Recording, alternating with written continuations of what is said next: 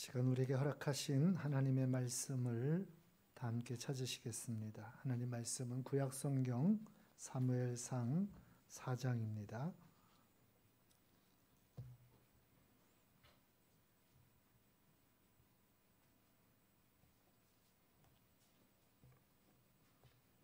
구약성경 사무엘상 4장 1절로 11절까지 말씀 한 절씩 말씀을 교독하시겠습니다. 사무엘상 4장 1절로 11절까지 말씀입니다. 사무엘의 말이 온 이스라엘에 전파되니라. 이스라엘은 나가서 블레셋 사람들과 싸우려고 에베네셀 곁에 진치고 블레셋 사람들은 아벡에 진쳤더니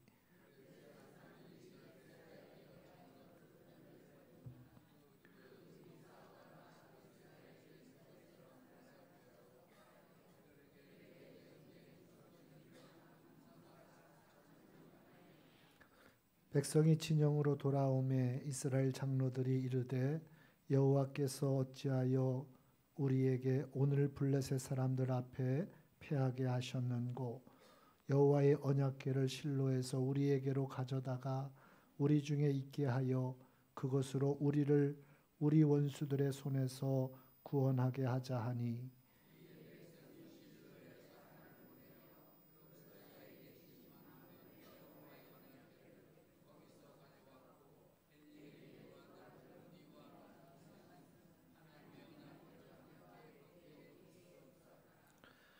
여호와의 언약궤가 진영에 들어올 때에 온 이스라엘이 큰 소리로 외치매 땅이 울린지라.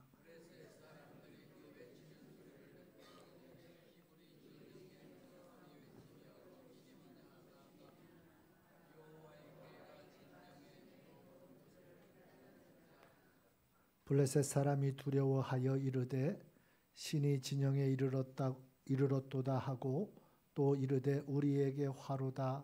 전날에는 이런 일이 없었도다.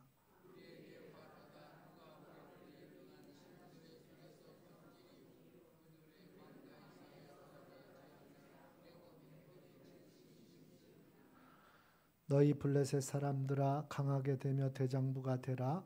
너희가 히브리 사람의 종이 되기를 그들이 너희의 종이 되었던 것 같이 되지 말고 대장부 같이 되어 싸우라 하고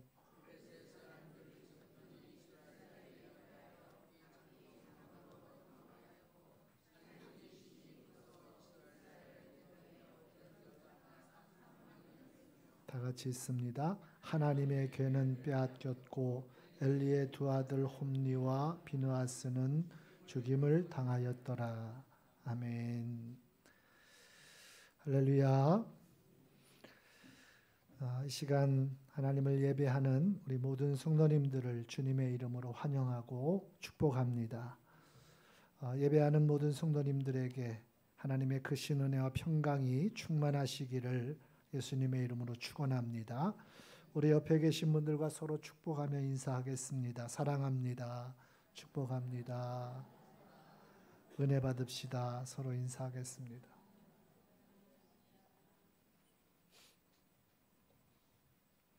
할렐루야. 오늘 함께 나눌 말씀은 사무엘서의 말씀입니다.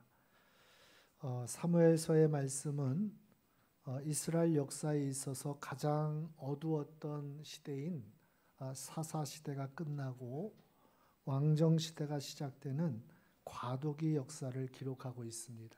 사사기 이 사무엘서의 말씀은 이제 사사 시대가 종막을 고하고 새로운 왕정 시대가 시작되어지는 그러한 과도기의 역사를 보여주고 있습니다. 특별히 이스라엘 역사상 가장 어둡고 패역한 시대인 사사 시대, 우리 사사 시대가 왜 종막을 고해야 했는가? 왜 몰락해야 했는가? 그 시대가 왜 이렇게 비참하게 끝나야 했는가라는 분명한 이유를 또 그 죄악의 역사를 성경은 분명하게 우리에게 보여주고 있는데 그것이 바로 사무엘서의 말씀입니다. 오늘 말씀을 여러분 함께 교독하시면서도 마음이 좀 무거우셨죠. 4천 명이 죽었다 그러고 3만 명이 죽었다 그러고 또 엘리 두 아들을 홈리 비누아스가 죽고 하나님의 괴는 빼앗겼다고 하는 이 비극의 역사를 우리가 보고 있는데 왜 그럴 수밖에 없었는가? 그러면 어쩌면 우리는 신앙의 삶을 살아가면서 정말 성경 말씀을 통해서 늘 말씀의 거울 앞에 우리의 신앙을 비추어 보는 것이 중요합니다. 여러분, 말씀의 거울 앞에 우리의 신앙을 비추어 보고 하나님이 오늘 우리에게 기뻐하시는 신앙의 삶이 무엇인지, 그 신앙의 길이 무엇인지를 늘 깨닫고 또 그 거룩한 길로 순종하며 나아가는 것이 중요합니다. 오늘 말씀이 저와 여러분에게 이 어두운 시대를 살아가는, 정말 어쩌면 이 시대가 너무나 어둡고 온통 멸망의 소식, 또 어둠의 소식, 파멸의 소식으로 가득한 이 시대 속에서 우리는 세상과 같이 그 멸망의 길에 서지 않고 하나님의 구원과 하나님의 승리의 길이 어디인지를 다시 한번 깨닫는 은혜가 있어지기를 간절히 소망합니다. 그리고 저와 여러분의 삶이 그 거룩한 삶의 길로 순종되어지기를 간절히 소망합니다.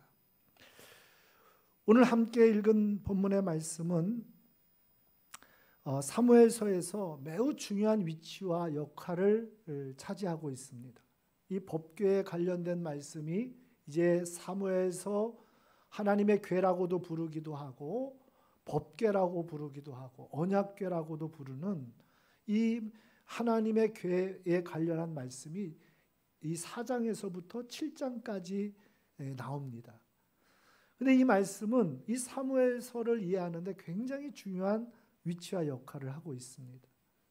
오늘 저와 여러분이 그 말씀을 다시 한번 살펴보면서 정말 이 말씀 앞에 우리가 어두운 이 시대 속에서 오늘 우리를 향하신 하나님의 뜻이 무엇인지, 우리가 어떠한 신앙과 삶으로 하나님 앞에 나아가며 살아가기를 원하시는지 다시 한번 마음속 깊이 새기시고 또 그 거룩한 길로 순종되어지는 그러한 은혜와 복이 함께 하시기를 예수님의 이름으로 축원합니다. 자, 우리 먼저 1절과 2절 말씀을 같이 읽겠습니다. 1절과 2절 같이 다시 한번 읽겠습니다. 사무엘의 말이 온 이스라엘에 전파되니라. 이스라엘은 나가서 블레셋 사람들과 싸우고 에벤에셀의 곁에 진치고 블레셋 사람들은 아벡에 진쳤더니 블레셋 사람들이 이스라엘에 대하여 전열을 벌이니라. 그 둘이 싸우다가 이스라엘이 블레셋 사람들 앞에서 패하여 그들에게 전쟁에서 죽임을 당한 군사가 4,000명 가량이라. 아멘. 자, 사사시대 말기에 이스라엘 주변 이방 나라 중에서 여러분 가장 이 강력한 나라가 이 블레셋이라는 나라였습니다. 일찍이 철기 무기를 제조하는 그 기술을 습득을 해서 이 블레셋은 이 사사시대 말기에 가장 강성한 나라를 이루었습니다. 대표적으로 우리가 사사기의 말씀을 보면 삼손 사사가 있잖아요. 12번째 사사인 그 삼손 때 보면 이 블레셋은 굉장히 강력한 나라였어요. 어느 날 그 블레셋이 이스라엘을 침략하여 온 것입니다.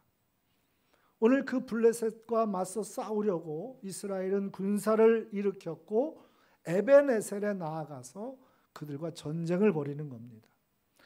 여러분, 전쟁은 오늘 성경에서 우리에게 이렇게 말씀하고 있습니다. 그 전쟁의 결과는 블레셋의 이 승리로 우리에게 그려집니다. 그래서 블레셋의 강력한 군사력 앞에서 이스라엘은 참담한 패배를 당하였고 무려 4,000명이 죽는 그러한 패배를 맛보게 되었습니다.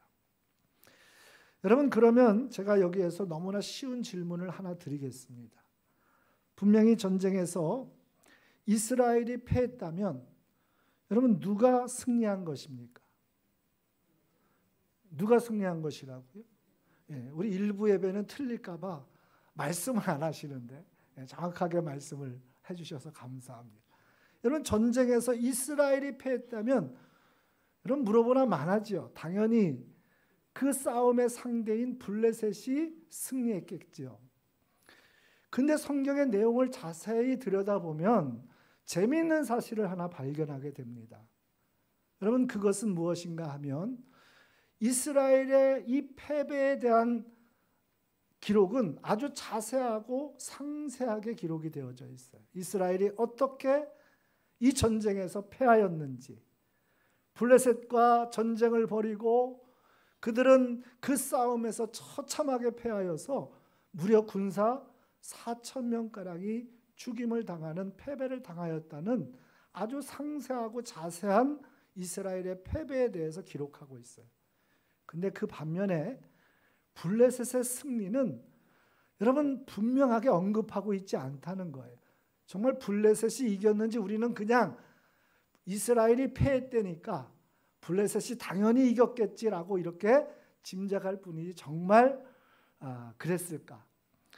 그래서 여러분 분명하게 이 이스라엘의 패배와 블레셋의 승리가 분명하게 언급되어지지 않는 이 부분에 대해서 성서학자들은 뭐라고 말하고 있는가 하면 이렇게 우리에게 말하고 있습니다. 이스라엘의 패배, 하나님의 승리. 이 부분에 대해서 여러분 우리가 눈떠 보아야 되는 것은 무엇인가 하면 이스라엘은 패배당한 것은 분명한데 이것은 블레셋의 승리가 아니라 누구의 승리라고요? 하나님의 승리라는 거예요. 하나님의 승리. 이 부분이 오늘 우리의 신앙생활 속에서 정말 잘 받아들여질 수 있는 은혜가 있었으면 좋겠습니다. 이스라엘의 패배이지만 우리의 실패지만 우리의 패배이지만 이것이 하나님의 승리로 받아들여지는 은혜. 왜 그럴까? 여러분 오늘 결국 이스라엘의 패배는 누가 하신 일이라는 것이지요? 누가 하신 일이라는 것입니까? 하나님이 하신 일이라는 거예요. 이스라엘에게 이렇게 참담한 패배를 맛보게 한 것은 하나님이 하신 일이라는 거예요. 그러면 블레셋은 뭔가요? 하나님이 행하신 그 일에 그냥 도구로 쓰임받은 것뿐이라는 겁니다. 여러분 성경에 분명하게 우리에게 말씀하고 있는 것은 전쟁은 하나님께 속해 있습니다. 여러분 믿습니까? 하나님이 승리도 주시고 패하게도 하신다는 거예요. 그런데 여러분 우리는 인간은 어떻게 생각합니까? 전쟁에 드러난 그 결과만을 보고 이 전쟁을 결론 짓습니다. 분명히 이스라엘은 패배로 오늘 성경에 4,000명이 죽었다라고 전사했다라고 죽음을 당하였다고 이렇게 말함으로 우리는 이스라엘이 완전히 패배를 당한 것처럼 생각하지만 이것은 세상적인 관점에서 보는 이 전쟁의 결론이라는 거예요. 하나님의 관점에서는 그렇지 않다는 겁니다. 비록 여러분 이스라엘이 이 전쟁에서 패배하였지만 하나님의 관점에서는 이것은 패배가 아니라 여러분 그 패배를 넘어선 하나님이 그 속에 감추어 놓고 하나님께서 오늘 이루고자 하시는 깊은 하나님의 뜻과 계획이 그 속에 담겨져 있다는 사실을 여러분 우리는 이 말씀 속에서 왜 이스라엘의 패배는 구체적으로 기록하면서 블레셋의 승리는 분명히 언급하고 있지 않은지 그 이유를 저와 여러분이 그 깊은 말씀의 의미를 깨달을 수 있기를 간절히 소망합니다. 여러분 오늘 우리는 모든 일을 하나님의 관점에서 보는 것이 중요합니다. 이스라엘은 지금 참담한 패배를 당하였습니다.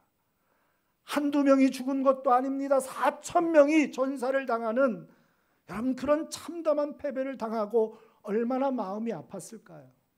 또 얼마나 저들은 마음이 무너졌을까요? 그런데 그 패배 속에 하나님이 그들을 향하여 이루고자 하시는 하나님의 깊고 높은 뜻이 그 속에 감추어져 있다는 겁니다. 패배를 넘어선 하나님의 여러분 그 깊은 뜻에 우리가 눈이 열려지기를 간절히 소망합니다. 이 아픔 속에, 이 패배 속에 여러분 하나님은 하나님의 거룩한 뜻을 이루어 가시고자 오늘도 하나님은 이 속에서 역사하고 계시다는 사실. 오늘 저와 여러분이 그러면 우리의 인생을 바라보는 관점이 달라져야 할 줄로 믿습니다. 여러분 세상의 관점으로 우리 인생을 결론 짓지 마세요. 지금 내 인생이 힘이 드십니까? 어떤 분은 한 해의 농사를 망치고 아이고 농사는 안 될려나 보다 하고 여러분 그냥 그렇게 결론 짓는 분이 계시기도 하고 어떤 일을 행할 때에 보여지고 드러나는 그 결과로 내 인생을 결론 내는 사람이 얼마나 많은지 몰라요. 근데 인생의 주인은 하나님이십니다. 인생의 주인은 하나님이세요. 우리의 인생을 하나님의 관점에서 바라볼 수 있는 은혜가 있어지기를 주님의 이름으로 간절히 축복합니다. 비록 여러분 이스라엘은 이 참담한 패배를 당하였지만 하나님은 이 패배를 통하여서 이스라엘 백성들에게 그 패배를 넘어선 하나님의 큰 뜻 가운데 그들이 나오기를 하나님은 얼마나 애타하시는지 어쩌면 오늘 이 어두운 시대를 살아가고 있는 정말 하루하루 우리가 매일매일 참담한 일들을 들으며 이 어두운 시대를 살아가는 저와 여러분에게 오늘도 하나님은 말씀하고 계신다는 사실을 여러분 오늘 다시 한번 이 말씀 앞에서 깨닫는 은혜가 있어지기를 간절히 소망합니다. 그래서 여러분 오늘 1절의 말씀에 보면 좀 어색한 문장이 나오죠. 어떻게 말씀을 시작하고 있죠? 4장 1절 말씀 한번 볼까요? 같이 읽습니다. 사무엘의 말이 온 이스라엘에 전파되니라. 이스라엘은 나가서 블레셋 사람들과 싸우려고 에베네셀 곁에 진치고 블레셋 사람들은 아벡에 진쳤다. 여러분 문장이 자연스럽습니까? 여러분 어색합니까? 사무엘의 말이 온 이스라엘에 전파되니라. 그리고 이상하게 전쟁 기사가 나오는 거예요. 하나님은 이 전쟁을 통하여 이 전쟁에서의 참담한 패배를 통하여 하나님은 지금 말씀하고 계시다라는 겁니다. 오늘도 이 시대를 살아가는 저와 여러분이 다시 하나님의 음성에 귀를 기울이고 우리를 향하여 오늘도 애타하시는 하나님의 그 깊은 뜻을 인생의 실패 여러분 그 너머에 있는 하나님의 계획을 다시 한번 바라보고 그 거룩한 길로 나아가는 은혜와 복이 있으시기를 간절히 소망합니다. 그래서 여러분 오늘 우리가 실패하였다고 낙심하고 좌절할 이유가 없어요. 하나님은 오늘의 우리의 실패를 하나님의 뜻을 이루어 가시는 그 모든 역사의 과정 속에 하나의 도구로 사용하시는 것입니다. 우리의 삶이 무너지고 또 실패하고 주저앉았을 때에도 하나님을 바라보며 다시 나아가는 은혜가 있어지길 간절히 소망합니다. 승승장구하고 모든 일이 잘 될 때에도 우쭐대지 마십시오. 하나의 과정일 뿐이에요. 그게 우리 인생의 결론이 결코 거기가 아닙니다. 하나님은 마침내 합력하여 선을 이루시기까지 그 선은 하나님의 뜻이 온전히 이루어짐을 말하는 것입니다. 그 자리까지 우리를 이끌어 가시는 하나님이심을 여러분 믿으시길 바랍니다. 자, 이 참담한 패배 앞에 이스라엘은 어떻게 그 패배를 여러분 어떻게 대하고 있는지를 함께 우리가 볼 필요가 있습니다. 우리 3절 말씀을 함께 읽겠습니다. 같이 읽습니다. 시작. 백성이 진영으로 돌아오매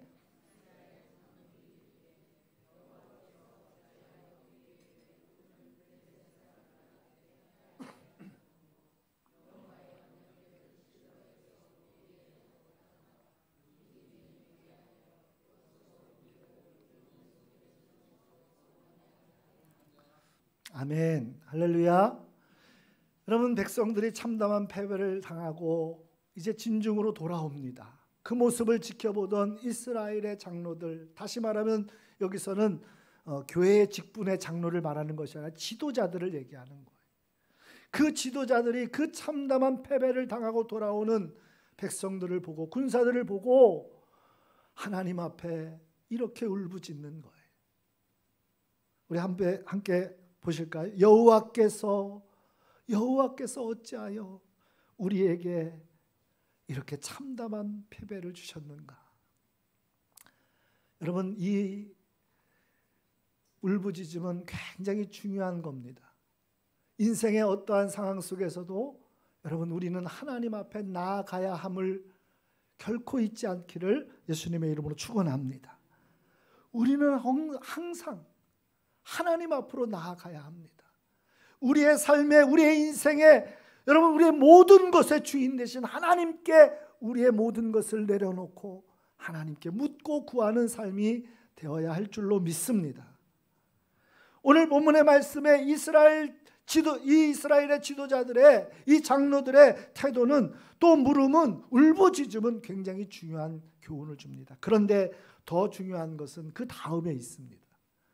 여러분, 그렇게 하나님 앞에 묻고 나아갔다면, 여러분, 거룩한 신앙은, 참된 신앙은 하나님의 말씀을 기다려야 되는 겁니다. 하나님의 응답을 기다려야 되는 거예요. 그런데 오늘 본문의 말씀에 보면 하나님께 문제를 가지고 나아갔던 지도자들이 마치 그들은 스스로 결론을 가지고 있었던 사람들처럼 하나님 앞에 묻고 기다리지 못하고 스스로가 자신들이 결론에 도달하고 답을 내놓는 것입니다. 그 답이 무엇인가 하면 이것입니다. 우리 3절 하반절에 보면 이렇게 기록하고 있죠. 여호와의 언약궤를 실로에서 우리에게로 가져다가 우리 중에 있게 하여 그것으로 우리를 우리 원수들의 손에서 구원하게 하자 하니. 여러분, 오늘 본문의 말씀에 보면 이스라엘의 장로들이 하나님 앞에 묻기는, 이 귀한 물음을 가지고 나아간 것은 참으로 잘한 것인데 오늘 그들은 기다리지 못해요. 여러분, 오늘 우리가 하나님 앞에서의 바른 신앙, 이 거룩한 신앙을 다시 한번 생각해 볼진데, 여러분, 우리는 신앙이라고 하는 것은 여러분 끝까지 기다리는 것입니다. 오늘 저와 여러분에게 그러한 은혜가 부어지기를 간절히 소망합니다. 하나님의 말씀이, 하나님의 음성이 임하기까지 우리는 기다리는 거예요. 그리고 끝까지 기도하는 겁니다. 할렐루야. 내 스스로가 결론이 내는 것은 여러분 합당치 않습니다. 바르지 않습니다. 내 스스로가 뭔가 대책을 세우고 대안을 내어놓는 것은 참된 신앙의 모습이 아닙니다. 거룩한 신앙이라고 하는 것은 하나님의 말씀과 음성이 임하기까지 기다리고 또 기다리는 것입니다. 그래서 기도는 어쩌면 우리의 가진 문제를 아뢰는 것보다 더 중요한 것이 하나님의 음성에 귀를 기울이고 하나님의 말씀을 듣는 것임을 기억하시기를 바랍니다. 중요한 것은 여러분, 하나님은 반드시 응답하십니다. 여러분, 기도에 반드시 응답하십니다. 여러분, 믿으십니까? 하나님은 때로는 yes, okay, 우리의 기도에 내가 그렇게 하겠다라고 그렇게 응답하십니다. 그러면 너무 좋죠. 여러분, 그런데 또 다른 하나님의 응답이 있어요. 안 된다는 거예요. 하나님 거절하실 때도 그것도 기도의 응답임을 우리가 알아야 돼요. 그러나 여러분, 우리가 더 중요한 기도의 응답이 있어요. 하나님의 침묵입니다. 하나님의 침묵도 여러분 기도의 응답임을 여러분 믿으시길 바랍니다. 그럴 때 우리는 더 하나님 앞에 기다리며 끝까지 기도하며 나아가야 한다는 것입니다. 기도하면서 우리는 응답이 없다고 낙심할 이유가 없습니다. 왜냐하면 하나님은 오늘 우리의 기도에 반드시 응답하시는데, 하나님의 가장 좋은 것으로 하나님의 가장 좋은 때에 응답하시는 좋으신 하나님이심을 믿기 때문인 줄로 믿습니다. 하나님은 여러분, 우리의 기도에 반드시 응답하세요. 우리에게 가장 좋은 것으로, 가장 좋은 때에 하나님 응답하십니다. 그러니 여러분, 오늘도 기도하고 우리는 하나님의 음성과 하나님의 응답이 임하기까지 기다려야 되는 거예요. 내 생각이 앞서지 않기를 바랍니다. 내 대안이 먼저 내세워지는, 여러분, 우리의 그러한 모습이 얼마나 하나님 앞에 불신앙의 모습인지를 다시 한번 절실히 깨달을 수 있기를 간절히 바랍니다. 우리는 때로는 절박하다고, 여러분, 우리는 때로는 너무나 조급해합니다. 그런데 지난주에도 제가 말씀을 드렸죠. 하나님은 우리가 절박한 것보다 더 절박하세요. 정말입니다. 저와 여러분이 그 좋으신 하나님을 바라보고 하나님의 응답을 기다릴 줄 아는 거룩한 신앙이 되어지시기를 간절히 소망합니다. 그런데 이스라엘 지도자들은 기다리지 못합니다. 마치 스스로 결론을 내고 결론을 가지고 그렇게 답을 내놓는 그러한 모습을 우리에게 보여줍니다. 그들이 내놓은 여러분, 대안은 무엇입니까? 답은 무엇입니까? 하나님의 언약궤를 실로에서 이 전쟁이 벌어지고 있는 이 진중으로 가져오자는 거예요. 다시 말하면 이 전쟁의 실패는 하나님의 언약궤, 그것이 없었기 때문이라고 그들은 결론을 짓고 있는 것입니다. 그래서 실로에 있는 하나님의 궤를 전쟁이 한참 벌어지고 있는 그 진중에 가져오기를 결정하게 된 것입니다. 여러분, 그런데 이것이 얼마나 이스라엘의, 여러분, 그 시대에 그들의 패역한 신앙을 얼마나 단적으로 드러내 보여주고 있는 그러한 결정인지, 상징적인 사건인지 우리는 기억해야 합니다. 하나님의 궤를 진중으로 가져오자는, 여러분, 이 결정은 어떤 의미가 있는 것입니까?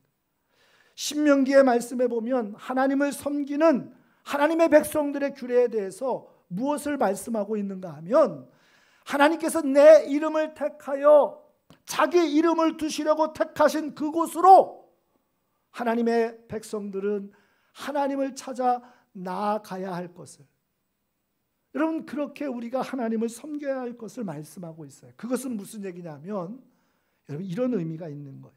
우리의 인생에 자신이 어떠한 이루고자 하는 그 목적과 자신의 이익을 위해서 하나님을 수단으로 삼지 말라는 거예요. 여러분, 내가 어떠한 일들을 이루기 위해서, 내가 어떠한 목적을 가졌다고 해서 전능하신 하나님이시니 그 하나님을 내 마음대로 가져다가 하나님을 수단화하지 말라는 거예요. 여러분, 이것이 사사 시대를 오늘 여러분, 이 종막을 구하게 했던 가장 큰 이스라엘 백성들 가운데 있었던 패역한 신앙의 모습이었다는 것입니다. 여러분, 당시 가나안 땅은 여전히 이방 족속들이 살고 있었습니다. 그들은 여전히 우상 숭배에 깊이 빠져 있었습니다. 그들의 신앙을 하나같이 들여다보면 어떤 모습을 가지고 있는가 하면, 자신들의 이익, 자신들의 평안, 자신들의 부, 자신들의 번영을 위해서 자신이 섬기는 그 어떤 우상을 마음대로 가져다가 수단화하는 그러한 패역한 추술적인 신앙의 모습을 가지고 있었다라고 하는 겁니다. 여러분, 저는 오늘 우리 한국교회 이 시대를 사사시대와 가장 많이 닮았다는 소리를 여러 소식을 통해서 듣습니다. 여러분, 오늘날의 이 한국교회가 왜 이렇게 몰락해 가고 있습니까? 오늘날 이 시대의 성도들이 왜 이렇게 무너져 가고 있습니까? 오늘 하나님이 하나님 되심을, 하나님을 우리는 경배하고 경외하고 하나님을 섬겨야 할 거룩한 분으로 인정하지 않고, 여러분, 내 목적을 이루기 위한 하나의 수단처럼 그렇게 우리의 신앙을 도구화하고 하나님을 수단화하며 살아오지는 않았는지, 이것이 우리 한국교회의, 여러분, 이 시대를 살아가고 있는 성도의 그러한 신앙의 현실, 민낯은 아닌지 여러분, 정말 우리가 다시 한번 돌아보아야 한다는 것입니다. 하나님은 오늘 우리가 이 처참한 패배 속에서 우리의 거룩한 신앙이, 하나님을 향한 그 본질적인 신앙이 회복되기를 원하십니다. 그런데 이스라엘의 지도자들은 여러분 그것을 버리지 못합니다. 자신들이 하나님을 수단화하며 살아왔던 지난 날들의 삶을 결코 통회하고 자복하지 않습니다. 하나님의 은혜와 긍휼을 구해야 할진데 오히려 그들은 마치 신앙의 형식과 외형만을 갖추는 그러한 껍데기만을 보이고 있다라고 하는 것입니다. 그러니 여러분, 하나님의 궤를 진중에 다시 가져왔음에도 불구하고 여러분 그들이 어떠한 패배를 겪었는지 성경은 우리에게 더 구체적으로 기록하고 있습니다. 여러분, 오늘 사무엘상 4장 10절과 11절 말씀 함께 읽겠습니다. 같이 읽습니다.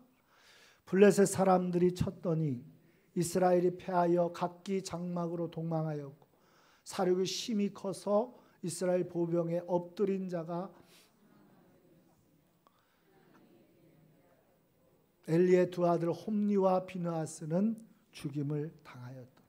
여러분, 이것이 오늘 하나님을 수단화했던 그 패역한 신앙의 결말이었어요.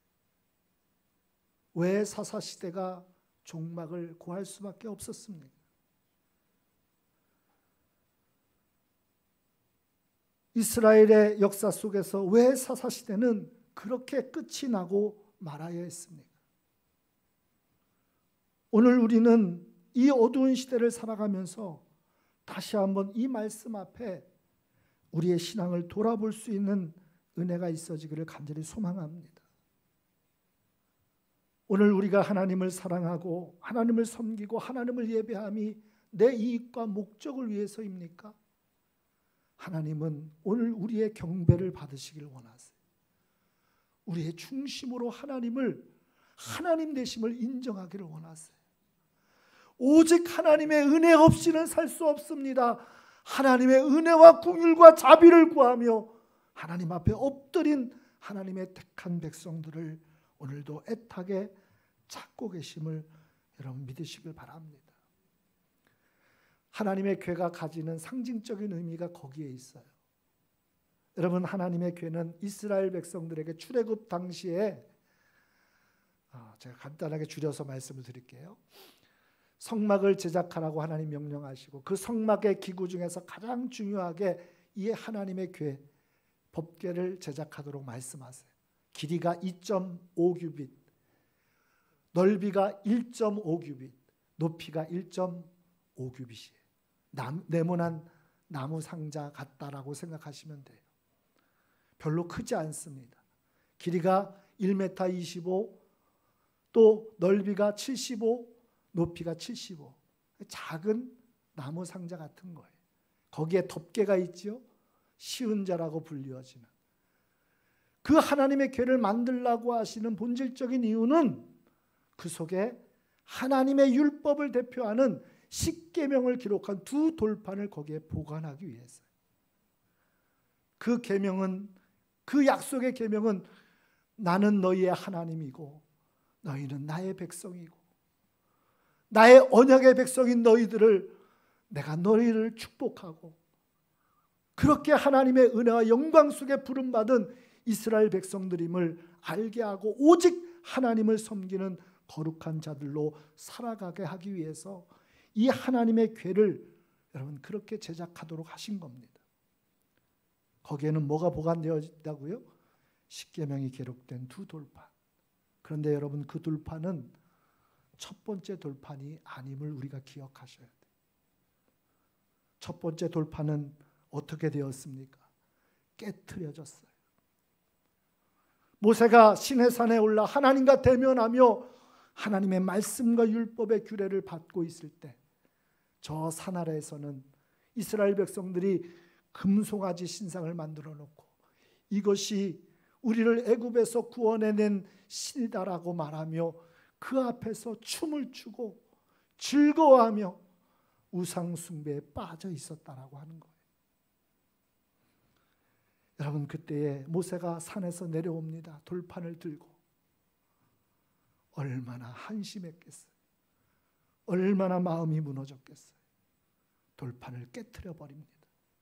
그리고 우상 숭배에 빠진 그 악한 자들을 레위 자손과 함께 3,000명을 죽이는 처참한 일이 벌어집니다. 그리고 하나님의 은혜 가운데 두 번째로 모세가 시내산에 부름받아 돌판을 받게 되어지는데, 이번에는 모세 보고 직접 다듬어서 돌을 가지고 오라고 그래요. 그리고 하나님이 거기에다가 하나님 말씀을 기록해 주십니다. 두 번째 돌판이에요. 그 돌판이 궤에 보관되어져 있는 겁니다. 그 궤는 하나님의 말씀, 언약, 율법의 규례를 상징하는 십계명이 기록된 돌판으로 거기에 보관되어 있지만, 그것을 볼 때마다 이스라엘 백성들은 무엇을 기억해야 합니까? 하나님 앞에 그들이 얼마나 여지없는 죄악의 인생인지를 그 돌판을 볼 때마다 기억해야 한다는 거예요. 하나님의 은혜와 긍휼 없이는 결코 그들은 하나님의 거룩한 백성으로서의 삶을 한순간도 살아갈 수 없는 그런 죄악의 인생임을 늘 기억해야 한다는 거예요. 그 하나님의 궤의 덮개는 쉬운 자라고 부릅니다. 금으로 쳐서 천사가 서로 마주보며 날개를 펴고, 여러분, 그렇게 만들어진 쉬운 자가 있습니다. 여러분, 그 쉬운 자에는 1년에 한 번 대제사장이 희생제물의 피를 받아다가 대속죄일에 들어가서 거기에 피를 쏟습니다. 그리고 온 이스라엘 백성들의 죄악을 속죄하는 의식을 행하는 겁니다. 여러분, 오늘 우리는 하나님의 궤를 통하여 무엇을 기억해야 합니까? 우리는 하나님 은혜 없이는, 하나님의 긍휼 없이는 한 걸음도 나아갈 수 없는 죄악의 인생을 결코 잊어서는 안 될 줄로 믿습니다. 그 하나님의 은혜와 긍휼을 구하며 날마다 우리의 삶 속에서, 여러분, 내 인생의 성공과 내 인생의 승리와 실패와 무너짐이 문제가 아니라 오늘도 여지없이 하나님의 은혜와 긍휼을 붙잡고, 여러분, 그 은혜 안에서 우리의 삶을 내딛고 있는지를 우리는 늘 살펴야 된다는 것. 모양만 있다고 신앙이 아닙니다. 외형만 갖추었다고 믿음이 아닙니다. 정말 우리는 하나님 앞에 고백하고 있습니까? 하나님의 은혜와 긍휼과 자비가 아니면 우리는 살 수 없는 존재입니다. 여러분, 이 빼앗긴 하나님의 궤, 이 말씀 앞에서 돌이키지 못했던 이스라엘의 백성들의 그 완악함을 우리가 생각하면서 오늘 우리의 남은 일생이 하나님 앞에 엎드려 구하는, 하나님의 은혜와 긍휼을 구하는 거룩한 믿음의 삶으로 나아갈 수 있기를 간절히 소망합니다. 하나님의 은혜가, 긍휼이 우리에게 강물처럼 부어지는 그러한 복이 있으시기를 예수님의 이름으로 간절히 축원합니다. 기도하겠습니다. 거룩하신 하나님, 어두운 이 시대, 온통 멸망과 파멸로 치닫는 이 시대에 우리가 깨어있는, 살아있는 신앙 되어지기를 원합니다. 세상의 풍조를 쫓아 멸망과 파멸의 길을 가는 어리석은 인생들 되지 않게 도와주시고, 오직 하나님의 은혜와 긍휼을 구하며 십자가의 보혈을 힘입어 날마다 어두운 이 시대 속에 하나님의 승리를 열어가는 우리 중원의 모든 성도들 되게 하여 주옵소서. 이 시간 우리의 마음을 찢습니다. 오늘 오늘도 통회하며 자복합니다.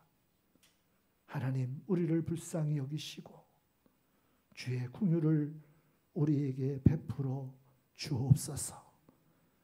하나님의 은혜로 다시 살아나는 우리 교회와 우리 모든 성도들, 특별히 한국교회가 되게 하여 주시옵소서.